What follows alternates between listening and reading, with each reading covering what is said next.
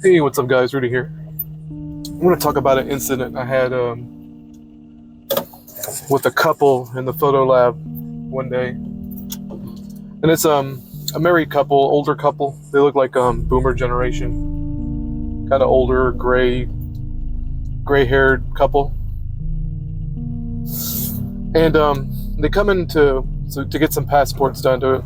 They come in to get a passport done for the guy, for the husband, and they come in together, and I asked them what can I do for them. They said that she immediately starts speaking for him, saying that he needs a passport done and all that. So I address him directly, and I start speaking to him, and I say, "Is this for an actual passport, or you just need it for something else?" Because a lot of people come in and they need it. They need a passport size photo for like conceal and carry, and their specifications are a little more lenient than getting an actual passport, and that's why I ask. So I'm addressing him about this, and she keeps answering for him. And I did this on purpose, by the way, because I knew how this interaction was going to go. Because the guy looked like he was just being kind of strung along. Not really. He looked like a schlub. Like, he really did look like just a child, like a lost little boy, following his mama around while they went out and did chores. So she keeps speaking for him. Like, I put my credentials in the kiosk, the photo kiosk, to kind of get the order going. At the very end, again, I address him. I ask him what his phone number is, and she starts speaking immediately for him again. And this is an ongoing problem. This is an ongoing theme that I've noticed, that I've always noticed, right? Ever since I've started doing this channel, I've talked about it, but I'm going to keep giving examples like these just to showcase how weak and pathetic men are, how weak and pathetic grown-ass men are nowadays. I'll keep talking about these little experiences I have with grown adults, grown couples that act like this mommy and son dynamic. And it's like, this is a perfect example, and y'all just have to take my word for it, because I could just be making this shit up, right? It's so easy to just make shit up, but if you just examine the things going on around you, you're going to notice these things as well. And I'm not saying to project this kind of thing. I'm not saying to project this onto other people, but I'm saying just, if you just keep an eye on your surroundings and the people around you, you're going to see this dynamic of the boy following the mom.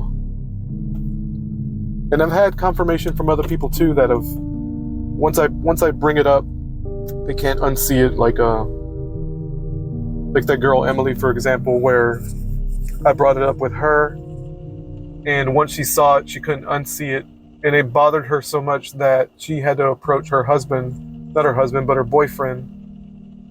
She had to approach her boyfriend that he needed to stop following her around and start getting in front of her, because she doesn't like seeing that kind of thing, and it's embarrassing. Like, it really is embarrassing to see that kind of thing.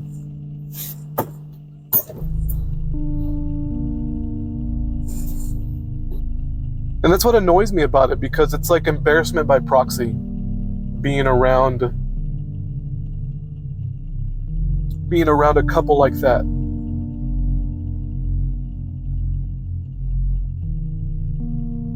And it really makes me think about my father and the kind of man he was, because I don't know what kind of man he was. My mother didn't really talk about him. And it's almost like a blessing in a way that my father's gone, because I never had a chance to see that weakness in him. And my mother never really talked about him after he died. I'm not sure why. To this day, I'm not sure why. I even asked her straight up, why don't you talk about dad as an adult, like in my 30s? Like, one of the last conversations we had before she passed away was, how come you don't talk about Rudy, which is my father? His name is Rudy as well. I'm the second Rudy. And the mythos is repeating, guys, I'm telling you. And she could never answer me. Like, she couldn't even look me in the eye. So I don't know what was going on before he died. Like, I don't know if they were fighting or about to get a divorce, or something was going on. Because I remember very vividly the day that he died, she was sleeping on the couch. And I just have to assume that she was hungover because she was drinking all the time. And he was drinking and smoking all the time, and from what I could tell, he was working all the time as well. He was a truck driver. So I don't know. So like I said, I don't know what enmity they had right before he died, but she just absolutely would not talk about my father to me, about the kind of man he was, etc. I mean, he could have been cheating on her, she could have been cheating on him for all I know.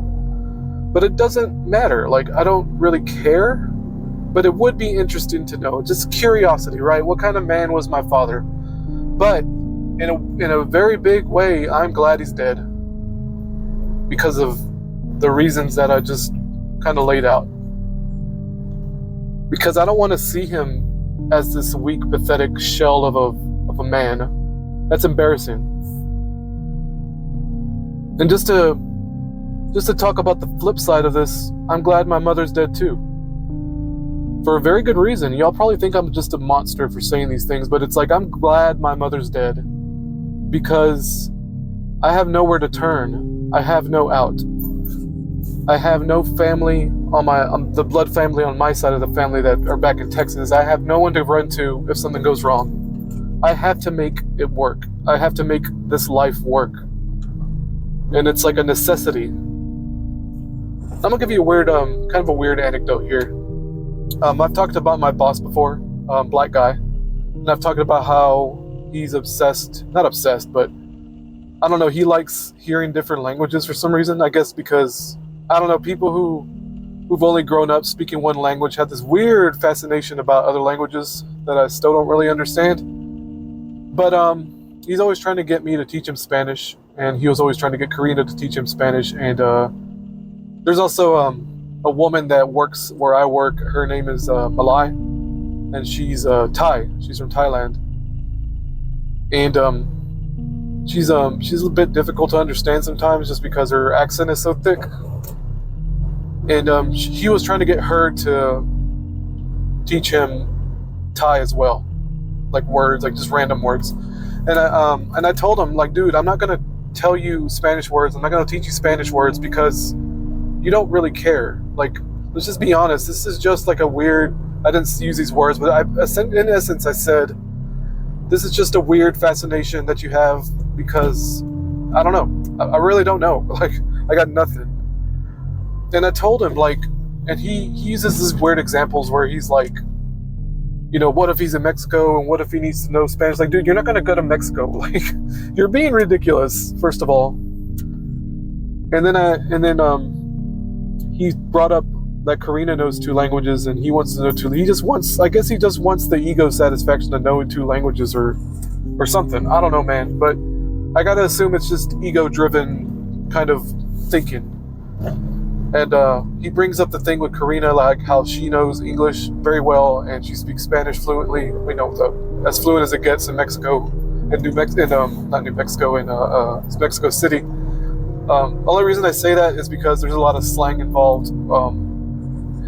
When it comes to, I can talk about South Texas Spanglish, they call it, but to me it's Tex-Mex Spanish. Some people call it Spanglish. Well, there's a lot of slang involved, like Southern, almost like, you know how there's like a lot of Southern hick? Anybody from the South of the United States, y'all know how it is when you have slang words for meaning different things and different inflections, all that. It's the same thing in Spanish when it comes to South Texas, and Karina had that in Mexico City, growing up in Mexico City. And she's told me these things, that's why I'm talking about it, and I don't really know for sure because I wasn't raised there or born there. So I'm kind of just going off what Karina's told me, but she's a reliable source. But anyway, so her coming to America at 17 or 16 or whatever it was, learning Spanish was a survival thing. Like, learning English was a survival thing to Karina. When she suddenly was dropped in the United States, you know, being brought over by her dad and all that, not knowing English and having to struggle with that. So she took the time to learn English because it was an absolute necessity. It was a life or death necessity to learn English. And that's the difference between my supervisor wanting to learn Spanish and her learning English. And I explained these things to him, like just straight up. I was like, dude, the reason she knows 2 languages is because she has had life or death situations where she's had a life that she had to learn English, or she had to learn English and it was a matter of survival. You wanted to learn Spanish, me talking to him, right? You wanted to learn Spanish is just an expedient thing. There's no necessity to it. And this is why you're not going to catch on. You're not going to really learn Spanish ever, because it's not a necessity. You're not practicing. You don't care. And I told him, like, look, if you want to learn Spanish, go watch Dora the Explorer. Like, I'm dead serious. Only because you need to bring yourself down. You need to drop the ego. If you really want to learn Spanish, you need to lower yourself down to a child, because that's the way I treated art when I was first learning to sketch and draw and paint and whatnot. It's like, I'm gonna pretend I'm a child. I'm gonna buy a sketchbook and I'm literally gonna draw cartoons. I'm gonna draw the things I want to draw, and I'm gonna treat it as if I'm a child again. I'm gonna drop the ego and lower myself as low as I can get, with 0 skill in art and drawing and sketching. And I brought myself up to a pretty decent level. I'm not like on a scale from 1 through 10, I would say I'm maybe like a 5 or a 6. I'm decent at sketching. I understand a lot of fundamentals. I stopped doing it maybe like 3 years ago. I stopped drawing. I dropped the art thing after I forgave my mother, because I realized that I was using it to, I don't know, it just slowly fell away. It was the weirdest thing. I just slowly stopped becoming interested in drawing and art and whatnot, because I realized that I was doing it for attention. I was doing it because I wanted that ego satisfaction. I wanted that social connection with my little online Discord buddies. And they were cool dudes. I love those guys. But I ended up leaving the chat room. I left the Discord art chat that I was in. I left a whole lot of them, because I just wasn't resonating with them anymore. And like, nothing personal though, because I love those dudes. Like, I wish them the best. They're so talented, man. The people that I surrounded myself with were so good, and I wish them the best, because they deserve the accolades they get. They deserve the attention they get for the art that they do. Like, some funny guys, like really entertaining people, and not like well known, like nothing like that. Not nothing Hollywood-esque. Very kind of low artist communities, like without really saying it, I'm just gonna say it's more on the fan art side of the media, video games. Like, think of fan art for like a video game or whatever. It's like that. I don't want to say it because it's embarrassing, and maybe one day I'll get into it. It's just a weird part of my life. I left all that behind, the drawing thing. And I still like it. Like, I still like drawing. I like sketching. Every now and then I'll bust out the sketchbook. I love looking at art, like Stardust Simulation of Billy. Man, that dude, the painting he did, it was so good. I was like, man, I want to get some art of his eventually. Next time he has a painting and he advertises it, I might take him up on that offer for $15-20. I mean, that's a good deal. Like a little painting of his, of that not the skyscraper, the cityscape. It's pretty good. Go check him out. Stardust Simulation, cool guy. But anyway, to get back to the point, kind of lost my point actually. I think that's it, guys. Yeah, I just kind of rambled there and kind of lost my point entirely. This is more of a ramble, I guess, talking about a stupid customer I had. But just keep your eyes open, y'all. Like, keep your eyes open for the things I talk about, because I'm not just projecting this shit. I'm living it, man. And I guarantee you, the things that I talk about, you're going through as well. Just keep your eyes open. Like, I had no idea the world was like this until I forgave my mother. And I know it sounds so stupid on the surface, but it's like, once I realized that the shit that I went through is the same thing that she went through with her mother, and her mother with her mother, and her grandmother, etc. And it goes back and back and back all the way to Adam and Eve. Once I realized that, it was like a whole world opened up, and I just saw the world like, man, how do I put it? Like there's a certain way I want to word this. It's like the Roddy Piper They Live glasses. It's like permanent They Live glasses. Like you can't even take them off. Anyway, guys, you all have a great night. Bye-bye.